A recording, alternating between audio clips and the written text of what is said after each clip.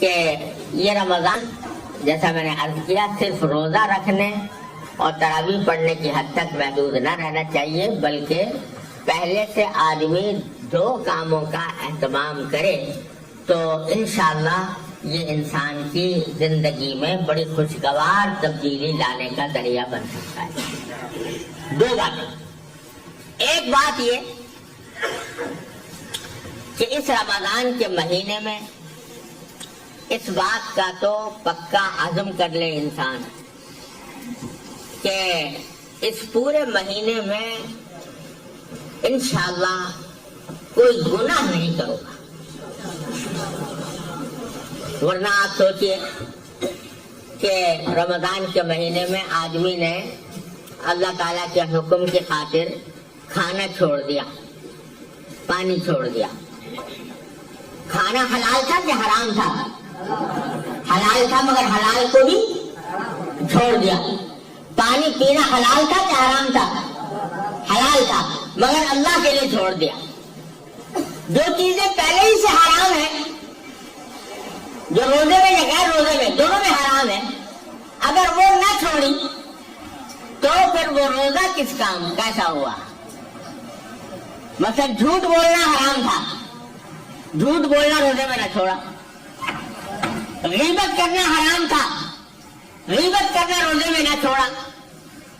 کسی کے اوپر نامحرم پر لذت لینے کی نگاہ غرض سے نگاہ ڈالنا حرام تھا، وہ نہ چھوڑا۔ کسی کو لڑائی کرنا، جھگڑا کرنا، دوسرے کو تکلیف پہنچانا عام حالات میں بھی حرام تھا، وہ نہ چھوڑا۔ تو بھائی جو حلال چیزیں تھیں وہ تو چھوڑ دی رمضان میں، لیکن جو پہلے ہی سے حرام تھی وہ نہ چھوڑی، تو یہ کیسا روزہ ہوا؟ اس سے تقویٰ کیسے حاصل ہوگا؟ تو تقویٰ اس وقت حاصل ہوگا جبکہ حلال چیزیں تو چھوڑی ہیں، حرام چیزیں بھی چھوڑو۔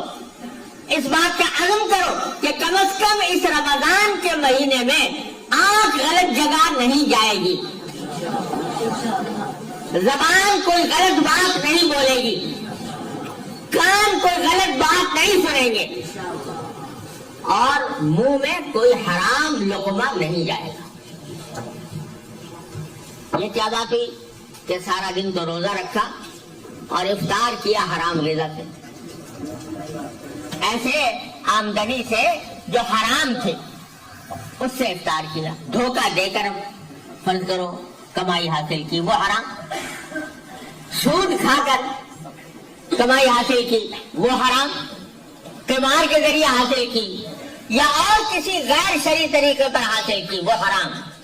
تو روزہ تو رکھا سارا دن اور افطار کیا حرام سے، تو وہ کیسا روزہ ہوا؟